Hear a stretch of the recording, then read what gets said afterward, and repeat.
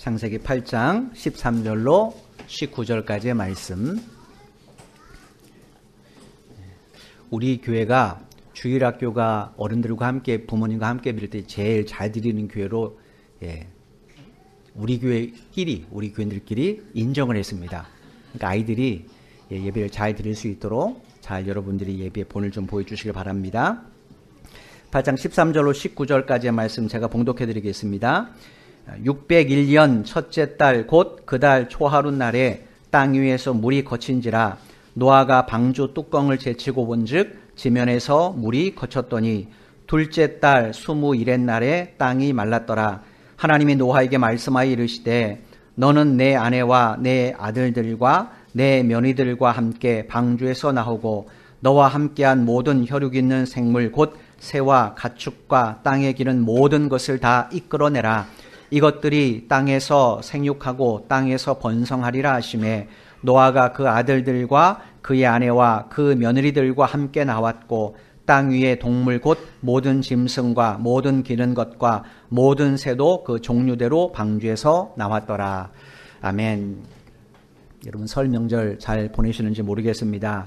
설 명절과 관련해서 우리나라 내려오는 풍습 가운데 사라진 풍습이 하나 있습니다. 그게 뭐냐면 묵은설이라는 풍습이에요. 아마 어르신들은 묵은설을 잘 아실 겁니다. 이 묵은설이 뭐냐면 설날 전날인 섣달 금음날에 묵은설이라고 해서 저녁 식사를 마치면 이제 일가 어른들에게 찾아다니면서 이제 묵은 세배를 드리게 되죠. 묵은 세배는 한 해를 아무 탈 없이 보냈다는 것에서 감사 인사를 이제 드리는 겁니다. 이 묵은 세배를 다 드리고 나면 저녁 때 수세풍습이라는 것을 우리가 지켰어요. 설날 전날 이야기입니다. 수세풍습이 뭐냐면 설이 되기 전까지 그날 밤은 잠을 안 자는 겁니다. 그러니까 한 해를 이렇게 뜬 눈으로 지키는 거죠. 이게 수세풍습인데 조선 후기 문신인 홍성모 씨가 쓴 동국세식이라는 책이 있습니다. 여기 보면 이 수세풍습과 관련해서 이런 글이 있어요. 한번 들어보십시오. 그날 인가에서는 다락, 마루, 방, 부엌에 모두 등잔을 켜놓았다. 흰 사기 접시 하나에다 실을 여러 겹 꼬아 삼지를 만들고 기름을 부어 외향간, 변소까지 환하게 켜놓으니 마치 대낮 같다. 그리고 밤새도록 자지 않는데 이것을 수세라 한다. 그러니까 그날은 온 방, 옛날에는 화장실에 불 안 켜놨잖아요. 그죠? 옛날 어르신들 아실 겁니다. 저도 어릴 때 동네에 이제 공동 화장실이라고 있어요. 밤에 가면 거의 무덤 가는 기분이었어요. 저희 집에도 옛날 화장실은 다 집 밖에 있잖아요. 저희도 어릴 때도 집 밖에 화장실 있는 구조인데, 가려면 너무 무서워서 형을 꼭 깨워야 됩니다. 촛불 하나 들고 간 기억이 나는데, 여러분 아마 이제 이 수세 풍습이 수세이 되면 어떻게 하는가, 그 화장실까지도 등잔에다가 불을 붙여가지고 밤새도록 밝혔다라는 거예요. 왜 우리 어른들이 이런 일을 했는가? 왜 조상들이는 수세 풍습이라는 걸 만들어 지켰는가? 이유가 있습니다. 이유가 뭐냐면 집안 곳곳에 밤새 불을 켜면 광명한 빛이 비춰서 복이 들어온다는 거예요. 그리고 잡기들, 귀신들은 대부분 어두움과 연관이 있잖아요. 그 잡기들이 다 물러간다는 겁니다. 그래서 복이 들어오고 잡기가 집에서 나간다, 이걸 믿어가지고 밤새도록 이 불을 온 집안에 방이란 방 구석구석은 다 밝히 비췄던 겁니다. 그러니까 한마디로 복 받기 위해서 밤새도록 불을 켜둔 거죠. 그럼 생각해 보십시오. 과연 이러면 복이 집안에 들어오는가? 만약에 그랬다면 과거에 우리나라는 가난하지 않았겠죠. 그죠? 여러분 수세풍습이 얼마나 오랜 기간 이어졌는데 우리나라가 그렇게 가난할 수 없죠. 또 외침에 그렇게 고난을 받지 않겠죠. 여러분 이런 거 한다고 해서 이런 풍습을 통해서 우리가 복을 얻는 것 아니에요. 또 우리가 설날 절을 하게 되면 어른들이 덕담이 뭡니까? 새해 복 많이 받으라는 거예요. 그죠? 새해 복 많이 받으라는 거예요. 이런 덕담을 어제도 많이 들으셨을 겁니다. 이런 덕담 많이 받으면 실제로 복이 내 가운데 임하는가? 그렇지도 않을 겁니다. 그죠? 만약에 그랬다면 우리나라 지금 현재 경제가 이렇게 어렵지는 않을 겁니다. 이유가 뭔가? 이 복이라는 것은 풍습을 통해서든 사람의 덕담을 통해서든 얻어지는 것이 아니고 오직 하나님으로부터만 얻을 수 있는 겁니다. 왜냐하면 성경에 보니까 하나님만이 유일한 복의 근원이시다 이렇게 말씀하고 있기 때문에 그래요. 그 하나님께서 복에 관해서 이런 신명기 28장에서 이런 말씀을 하셨어요. 신명기 28장 2절로 6절입니다. 내가 내 하나님 여호와의 말씀을 청종하면 이 모든 복이 내게 임하며 내게 이르리니 성읍에서도 복을 받고 들에서도 복을 받을 것이며 내 몸의 자녀와 내 토지의 소산과 내 짐승의 새끼와 소와 양의 새끼가 복을 받을 것이며 내 광주리와 떡 반죽 그릇이 복을 받을 것이며 내가 들어와도 복을 받고 나가도 복을 받을 것이니라. 하나님께서 어떻게 해야 우리 가정에, 우리 일터에, 우리의 자녀들에게 복이 많은가? 여기 대해서 말씀하셨어요. 복의 근원이시니까 그분의 말씀을 따르면 반드시 복이 임하겠죠. 그죠? 샘의 근원에서 물이 나와서 그것이 흘러가서 강이 되고 바다가 되는 것처럼 복의 근원이신 하나님의 말씀이니까 이 말씀대로 하면 반드시 우리 가정과 일터에 우리 자녀들에게 복이 임할 거예요. 어떻게 해야 되는가? 그 방법을 뭐라고 말씀하셨냐면 당신의 말씀에 청종하면 그러면 복이 만다 이렇게 말씀하셨어요. 여기에 이 우리말로 청종하면이라고 번역된 히브리의 뜻이 원래는 듣고 순종하다 이런 뜻이에요. 그러니까 하나님 말씀을 잘 듣고 그 말씀에 순종하면 어떤 일이 일어나는가? 하나님이 주시는 복이 우리를 졸졸졸 쫓아다닌다는 거예요. 우리가 집에 가면 집에도 복이 임하고 우리가 일터에 가면 일터에도 복이 임하고 우리가 만지는 모든 것에 하나님의 복이 졸졸졸 따라온다라고 말씀하고 있습니다. 오늘 본문에 노아라는 사람이 등장하는데 이 사람이 사실은 이런 복된 사람입니다. 하나님으로부터는 그 생명의 복, 이 많은 복들을 받은 사람이 바로 이 노아예요. 오늘 본문 13절 14절 말씀을 보십시오. 601년 첫째 달 곧 그 달 초하룻날에 땅 위에 물이 거친지라 노아가 방주 뚜껑을 제치고 본즉 지면에서 물이 거쳤더니 둘째 달 20일의 날에 땅이 말랐더라. 오늘 본문 말씀은 노아 601년 되던 해, 새해 첫날에 대한 이야기입니다. 노아가 우리로 말하면 600번째 설날을 맞게 된 거예요. 그런데 노아와 그의 가족들이 맞았더니 600번째 되는 설날은 이전에 다른 해에 맞았던 설날과는 전혀 의미가 달랐어요. 이유가 뭐냐면 하나님의 홍수 심판 위에 맞게 된 첫 번째 설날이에요. 그러니까 죽음과 그 다음에 구원이 뭔가, 생명이 뭔가를 경험한 첫 번째 설날이라는 거예요. 창세기 7장 6절에 보면 노아가 그의 가족들을 데리고 방주에 들어갈 때가 그의 나이 600세 되던 해입니다. 그해 2월 10일 날 이제 노아가 방주에 들어가요. 그 다음에 7일 후인 2월 17일부터 땅에 비가 쏟아지기 시작을 합니다. 그리고 나서 다섯 달 후인 7월 17일 날 이제 노아가 탄 방주가 이제 그 당시 근동지방에 가장 높았던 아라랏산에 그 배 밑이 걸리게 돼요. 그런데 노아가 보니까 아직 산들의 봉우리가 보이지 않는 상태. 무슨 말이냐면 온 세상이 아직도 물 밑에 있는 상태라는 거예요. 물로 세상이 뒤덮인 상태라는 거죠.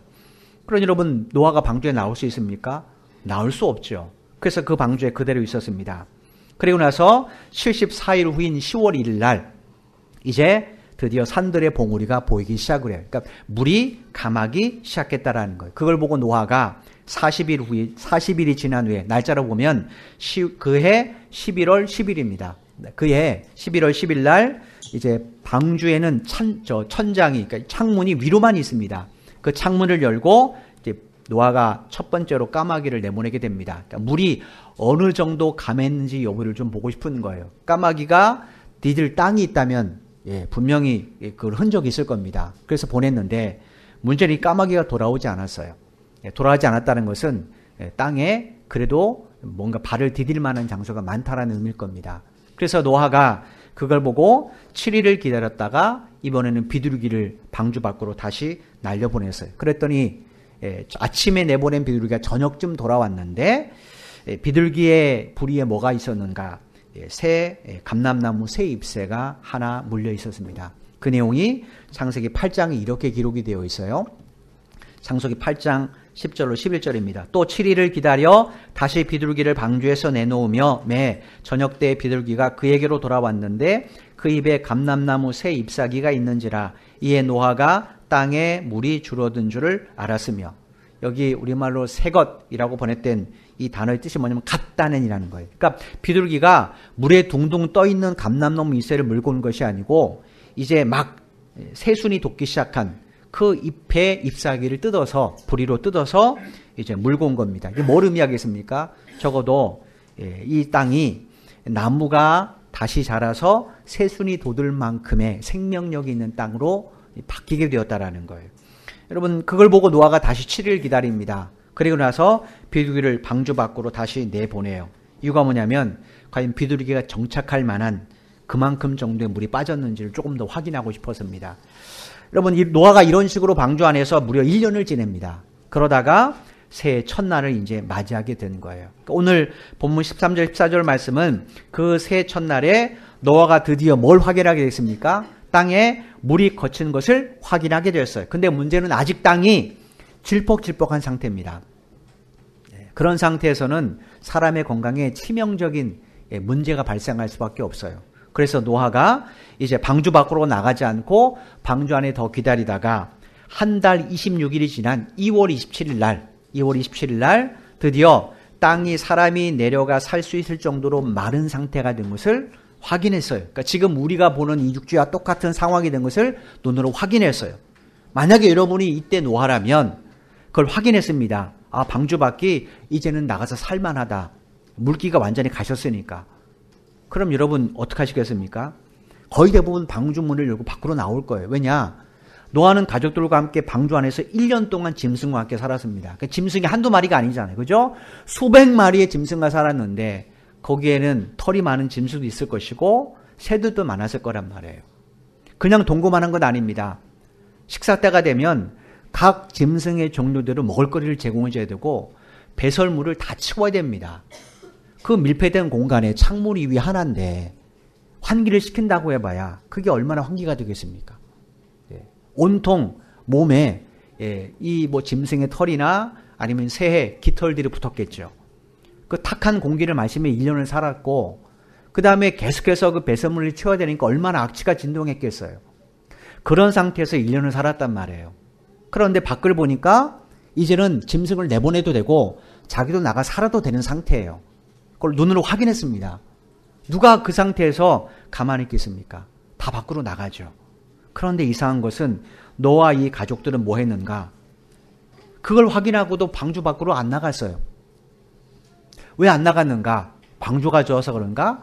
그렇지 않습니다. 제가 말씀드린 것처럼 방주는 결코 좋은 장소가 아니에요. 짐승 계속 울어대죠. 그 다음에 먹는 시간이 다 다를 수도 있잖아요. 그러니까 야간에도 활동하는 짐승이 있을 수 있겠죠. 그 짐승의 울음소리, 그 뒤치다거리, 이게 무슨 편안한 삶입니까? 24시간 계속 가동해야 될 노동으로 찌든 삶이죠. 그런데 노아의 그 가족들이 그런데도 방주 안에 그대로 있어요. 이유가 뭔가? 하나님의 음성을 듣지 않았기 때문에 그래요. 노아야, 이제 방주로 나와라. 이 말씀이 아직 들려지지 않았어요. 그래서 노아가 가족들과 함께 방주 안에서 기다린 겁니다.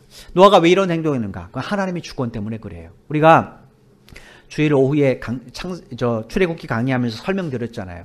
이 세상의 모든 나라들의 주권은 그 나라의 국민들이 있습니다. 왜냐? 국민들이 모여서 나라를 세우잖아요. 그죠? 국민들이 모여서 지도자를 선택하고 그들을 중심으로 해서 나라를 건국하지 않습니까? 국민이 없으면 나라가 형성되지 않습니다. 어느 한 사람이 자기 혼자 나라를 만든다? 있을 수 없죠.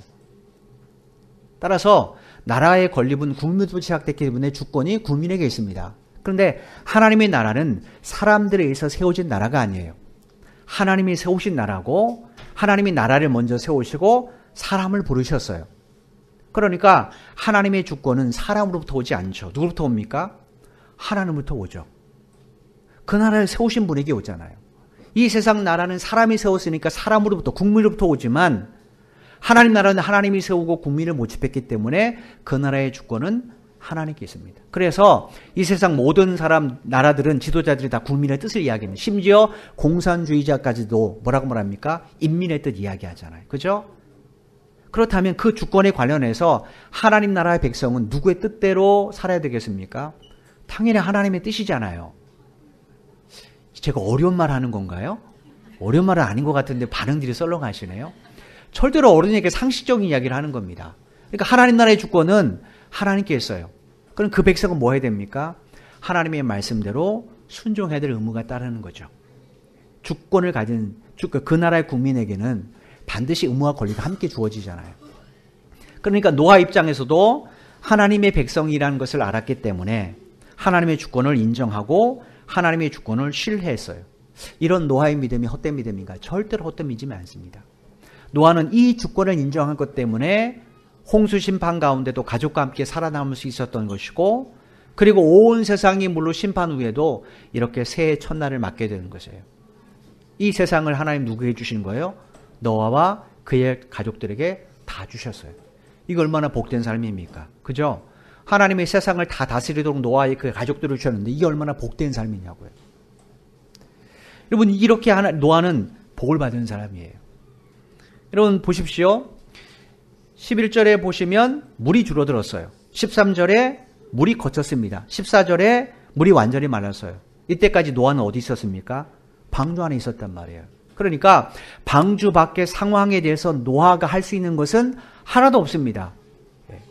노아가 나와서 물을 퍼냈다든지 아니면 높은 지역을 조금 더 물이 빠지도록 만들었다든지 나무를 심었다든지 이런 일을 하지 않았단 말이에요.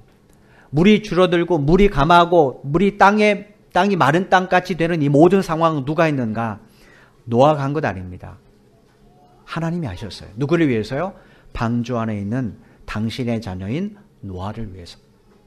어린 아이들을 위해서 누가 제일 분주합니까? 부모가 더 분주하잖아요. 이제 막 태어난 아이, 할 수 있는 건 아무것도 없습니다. 할 수 있는 것, 유주처럼 빽빽 우는 것밖에 없어요. 우는 게 다예요. 자기의 불만을 우는 걸로 막 토로합니다. 자기의 원하는 바도. 그럼 누가 밤새도록 고생합니까? 부모잖아요. 그죠? 울면 일어나야 되죠. 기저귀 갈아줘야 되죠. 먹을 거 줘야 되죠. 그 아이는 왜 웁니까?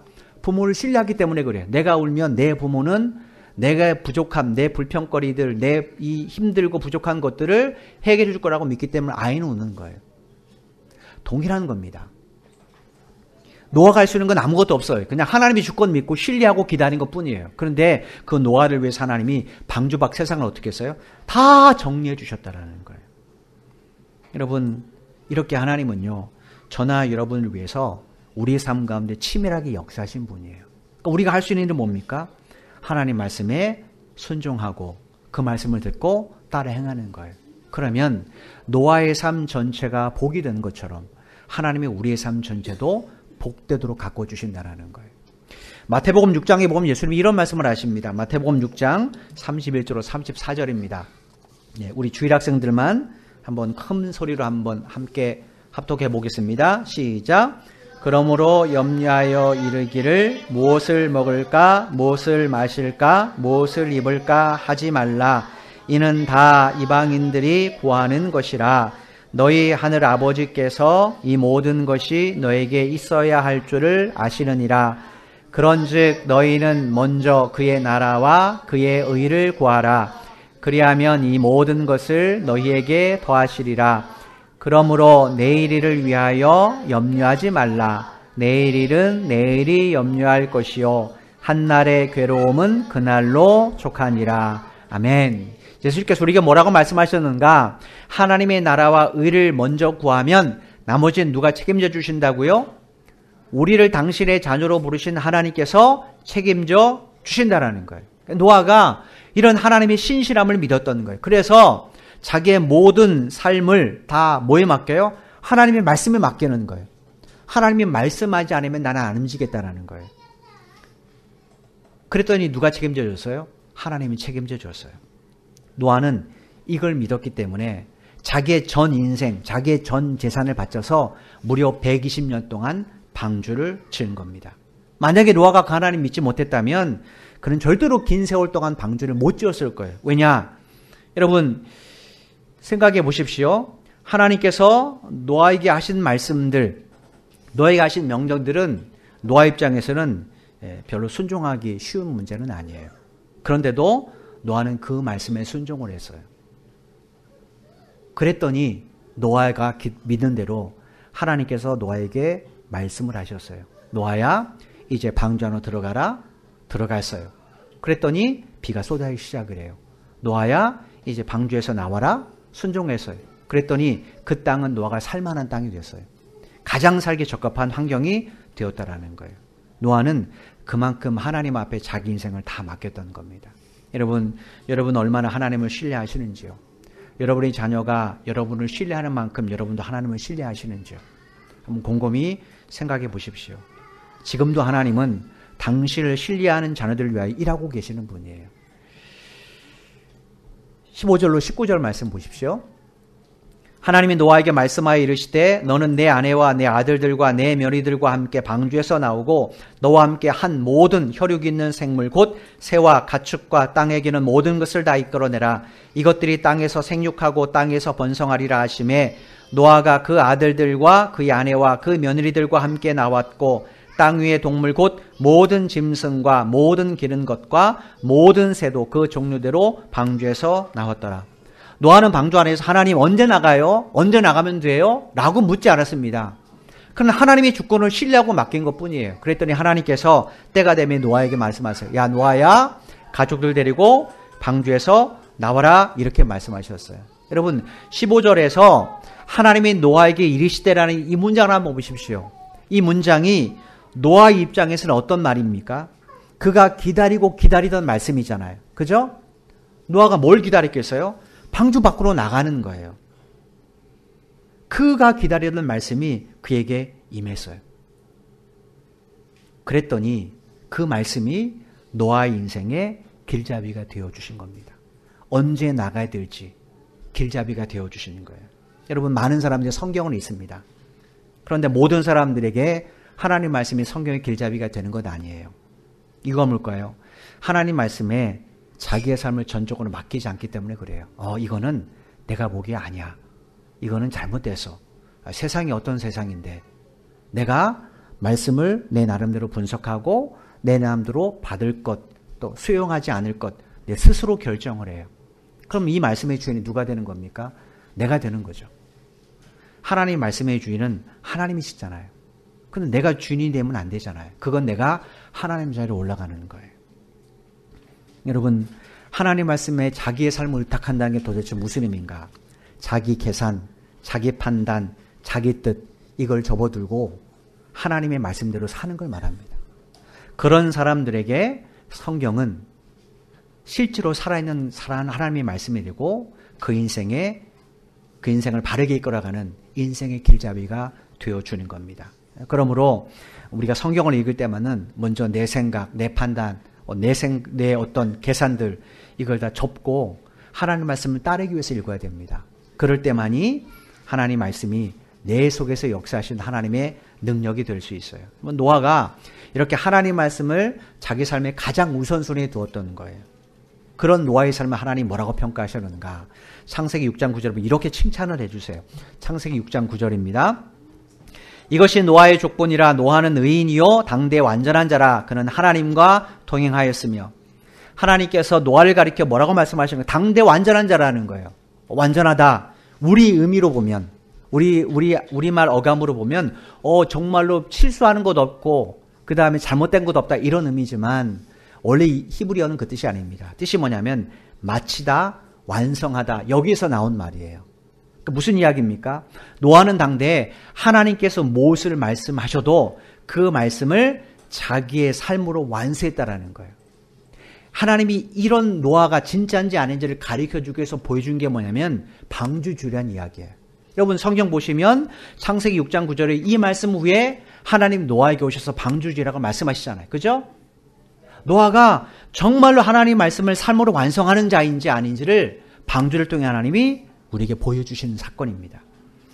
여러분 그런데 노아의 입장에서 보면 조금 전에 말씀드린 것처럼 방주 지은 일은 쉬운 일이 아닙니다. 이유가 뭔가? 그가 살았던 이 메소포타미아 지역은요 바다나 혹은 강이 없습니다. 유프라테스 강하고 티그리스 강 사이에 있는데 제가 언젠가 말씀드린 것처럼 노아가 살던 지역에서 그게 하필이면 중앙이에요. 유프라테스 강하고 티그리스 강 중앙인데 거기서 양쪽 강으로 가려면 적어도 걸어서 그 당시 도보로 3개월 이상이 걸리는 거리예요.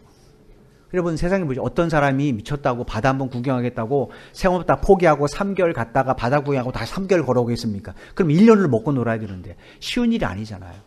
더군다나 창세기 6장을 가만히 읽어보면 노아가 방주를 짓기 전까지 그 지역에는 오랜 기간 동안 비가 내린 증거가 없습니다. 그러니까 아마 오랜 기간 동안 비가 안 내렸던 것 같아요. 따라서 노아는 배를 본 적도 없고 바다를 구경한 적도 없을 가능성이 매우 높습니다. 그런데 하나님 뭐라고 말씀하셨어요? 어느 날 뚱하니 찾아오셔서 하는 말씀이 야 노아야 노아야 이 세상이 죄로 가득해서 내가 세상을 모두 심판하겠다. 내가 큰 비를 내릴 텐데 너의 가족들과 함께 방주 지어라. 이렇게 말씀하셨단 말이에요. 여러분이 만약에 노아라면 하나님 이 말씀에 묻지도 않고 따지지도 않고 순종할 수 있습니까? 순종할 수 없죠.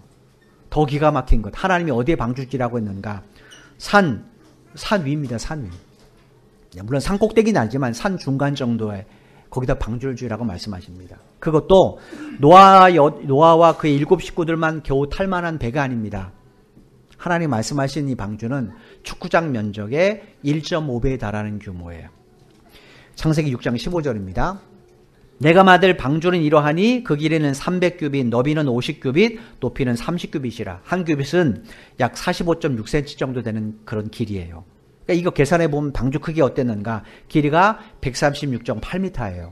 그 다음에 폭이 22.8m입니다. 높이는 13.6m예요. 여러분 이런 대형 선박을 제작하려면 얼마나 많은 비용이 들겠어요. 그죠? 근데 하나님이 노아에게 한 푼도 안 줍니다. 예를 들어서 노아야 어디 가면 네가 방주를 지을 그 옆에 가면 바위가 하나 있는데 그거 깨트려 봐라. 그거 금이다 금. 그거 팔아서 방주 져라. 하면 할 수 있어요. 그렇지 않겠습니까? 하나님께서 여러분에게 10억을 주시면서 야 이것 가지고 이제 나를 위해 교회 세워라. 할 수 있죠. 왜 못합니까? 그죠? 그런데 하나님은 노아에게 한 푼도 주지 않았어요. 그냥 이렇게 말씀하시고 야 크기 이 정도 된다. 자 밭이 설계도 줄게. 이대로 방주 지어 라고 말씀하고 끝입니다. 한번 생각해 보십시오. 그러니 얼마나 오랜 기간 동안 노아가 방주를 지었겠어요. 그 기간이 성경에 120년이라고 되어 있습니다. 이유가 뭐겠어요? 노아는 돈이 많은 재벌도 아니고 그 다음에 배를 만드는 기술자도 아니기 때문에 그래요. 그럼 여러분 주변 사람들이 얼마나 노아 계획들을 놀렸겠습니까? 그죠? 얼마나 조롱했겠어요. 그런데도 노아는 아랑곳하지 않고 그를 자기 온몸으로 받아내는 거예요. 이건 뭡니까? 하나님 말씀에 순종하기 위해서. 노아는 우리와 다른 사람인가? 그렇지 않습니다. 노아는 저와 똑같은 사람이에요. 근데 그가 어떻게 이런 일을 했는가? 창세기 6장 9절을 보니까 뭐라고 되어 있어요? 그는 하나님과 뭐 했다고요? 동행했다라는 거예요. 여러분이 누군가 동행하려면 싫든지 좋든지 내가 그 사람과 보조를 맞춰야 동행할 수 있어요. 그렇죠? 보조를 못 맞추면 동행 못 하잖아요. 내가 하나님과 동행한다. 그건 싫든지 좋든지 내가 하나님과 보조를 맞추는 걸 의미해요. 따라서 어떻게 보면 세상 입장에서는 우리가 하나님께서 우리에게 희생과 혹은 헌신을 요구하는 것처럼 들릴 수도 있습니다.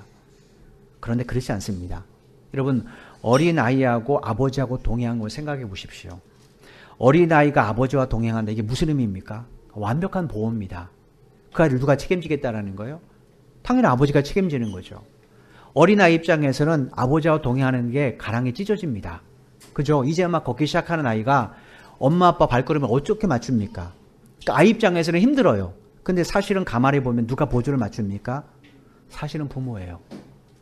아이는 자기가 엄마 아빠 따라가는 것처럼 보이지만 사실은 누가 보조를 맞추는가? 엄마 아빠가 보조를 맞춰줍니다. 우리가 하나님 따라갈 때 억지로 막 강조를 하나님의 보조를 맞춰가는 게 동행인 것처럼 보이지만 사실은 우리가 동행할 수 있도록 보조를 맞춰주시는 분은 누군가? 우리가 아니라 하나님이라는 거예요. 노아가 이걸 믿었어요. 그래서 어떡합니까? 노아는 120년 동안 열심히 하나님이 주신 일에 최선을 다했다는 겁니다. 그랬더니 하나님은 그에게 어떤 일을 베푸셨어요? 120년 동안 배를 지을 수 있는 건강함, 120년 동안 자재를 살 수 있는 모든 재정적인 부분, 120년 동안 배를 하나님의 말씀대로 지을 수 있는 지혜, 한 번도 배를 못 지었는데 그걸 하나님이 어떻게 하셨어요? 허락해 주셨어요. 이건 뭡니까? 그를 통하여 당신의 뜻을 이루기 위해서입니다. 바라기는 여러분 올 한 해도 이런 하나님의 은혜가 여러분의 삶과 가정에 일터 임하기를 주님의 이름으로 축원을 드립니다. 올 한 해 하나님이 여러분에게 건강을 주셔야 일할 수 있잖아요. 그러니까 하나님, 내가 1년 동안 내가 가정을 위해서 일할 수 있는 건강을 허락해 주십시오. 얼마나 복된 기도입니까? 여러분, 하나님께서 여러분에게 1년 동안 필요한 재정을 그때마다 제공해 주셔야 여러분이 자녀를 키울 수 있고 여러분이 가정을 이뤄갈 수 있잖아요. 그죠? 그러니까 하나님, 내가 1년 동안 내가 주님의 말씀대로 부모를 공경할 수 있도록, 주님의 말씀대로 자녀를 돌볼 수 있도록 나의 재정적인 부분을 채워달라고 기도하는 거 얼마나 복됩니까?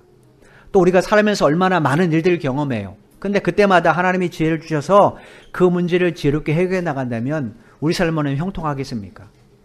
어떤 사람의 이런 복을 하나님이 허락해 주신다고요? 노아처럼 하나님의 주권 앞에 자기의 삶을 내어 맡기는 사람, 노아처럼 하나님과 보조를 맞추는 사람, 하나님과 동행하는 사람, 그 사람에게 하나님이 이런 복을 허락해 주신다는 거예요. 노아처럼 내 계산, 내 판단, 내 뜻 다 접고 하나님의 말씀을 따라 사는 삶, 그럴 때 하나님은 당신의 말씀이 길잡이가 되어서 우리 삶을 하나님의 복된 뜻이 이루어지는 곳으로 인도해 가시는 겁니다. 여러분의 삶이 이런 복된 삶이 되기를 다시 한번 주님으로 축원드립니다. 그럼 올 한 해도 여러분 하나님의 말씀을 삶의 우선순위에 두십시오. 예배를 삶의 우선순위에 두십시오. 기도를 삶의 우선순위에 두십시오. 이것은 매우 중요한 이야기예요. 마태복음 보면 노아 시대 때 홍수가 일어나서 사람들이 다 하나님이 심판하신 이유는 흉악한 범죄가 난무했기 때문이 아니에요. 살인이 여기저기 일어나고 강도가 들끓고 그래서 하나님이 세상을 심판한 건 아닙니다. 성경에 보면 마태복음에 뭐라고 되어 있는가? 마태복음 24장 38절에 보면 그 당시 사람들이 했던 것 그냥 날마다 먹고 마시고 시집가고 장가 갔다라는 거예요. 그런데 단 하나, 그들은 하나님을 인정하지 않았어요. 우리도 마찬가지입니다. 정말로 하나님이 심각하게 여기시는 죄는 살인을 저지르고 강도짓을 하고 남의 것을 빼앗고, 물론 그건 심각한 죄입니다. 그러나 하나님이 가장 심각하게 보신 죄는 단순합니다. 우리가 하나님을 주권을 인정하지 않는 것, 이게 가장 큰 죄입니다. 전도서에서 뭐라고 말했어요? 사람의 본분이 하나님을 경외하고 그분의 말씀을 따라 지키는 것이다 라고 말했어요. 부모의 말에 자녀가 순종하지 않으면 부모 마음이 아프잖아요. 관계도 깨지잖아요. 마찬가지로 하나님과 우리 관계도 동일합니다. 그러므로 올 한 해 그 하나님을 여러분의 삶의 주인으로 모시고 그 하나님의 말씀을 통해 그분의 주권을 인정하고 따라 살아가신다면 하나님이 올해도 여러분에게 하나님을 예비할 수 있는 건강을 주실 것이고, 또 하나님이 하나님 안에서 가정과 일터를 바르게 세워갈 수 있는 물질도 허락하실 것이고, 그리고 지혜도 허락해 주실 것입니다. 이런 은혜로 올 한 해도 가정과 일터를 복된 장소로 가꿔가는 여러분 한 분 한 분 되시기를 주님의 이름으로 간절히 축원을 드립니다. 기도드리겠습니다. 하나님 감사합니다. 우리가 제일 듣고 싶어하는 말, 복받으라는 이야기입니다. 어떤 사람도 복받으라고 말할 때 찡그린 사람 없습니다. 다 좋아합니다. 이유는 사람은 복 없이는 살 수 없는 연약한 존재이기 때문에 그렇습니다. 그런데 그 복은 사람으로서 오지 않습니다. 왜냐하면 사람은 모두 다 똑같이 복이 필요한 존재이기 때문에 그렇습니다. 계도를 통해서도 주어지지 않습니다. 다만 성경에 기록된 대로 하나님의 말씀에 청종하는 것, 하나님의 말씀을 잘 듣고 그 말씀에 순종하는 것, 그것만이 복의 통로임을 우리는 믿습니다. 올 한 해 동안 우리 성도들이 노아처럼 하나님의 말씀이라면 지금 당장은 손해보는 것 같아도 그 말씀에 순종할 수 있는 믿음 허락해 주옵소서. 말씀이 가라 하시는 곳에 가고 말씀이 서라 한 곳에 서고 말씀이 행하는 대로 행할 수 있는 우리 성도들의 삶이 되길 원합니다. 그래서 노아가 말씀을 통해 하나님과 동행했을 때 그가 구원의 복과 또 하나님의 큰 은혜를 힘입었던 것처럼 우리 성도들의 삶에도 또 가정에도 일터에도 이런 동일한 하나님의 은혜와 복이 임하기를 간절히 소원합니다. 한 해 동안 건강함을 지켜주셔서 가정에서도 일터에서도 일할 수 있도록 도와주시고, 한 해 동안 필요한 물질을 허락해 주셔서 자녀를 양육하고 부모를 공경하고 이웃을 돌아보는 데 물질의 부족함이 없게 도와주시고, 한 해 동안 주께서 지혜를 허락해 주셔서 어떤 상황, 어떤 환경에 처할지라도 지혜롭게 그 말씀 안에서 그 문제를 해결해 나갈 수 있는 은혜를 베풀어 주옵소서. 그래서 한 해를 돌아볼 때 정말로 하나님 우리와 동행하셨다라고 고백하는 것이 우리 성도들의 가정 위에 일터 위에 임할 수 있도록 주여 복을 베풀어 주옵소서. 이를 위해서 우리도 노아처럼 하나님과 동행하기를 원합니다. 노아처럼 하나님의 말씀을 우리 인생의 길잡이로 삼기를 원합니다. 하나님 은혜 베풀어 주시고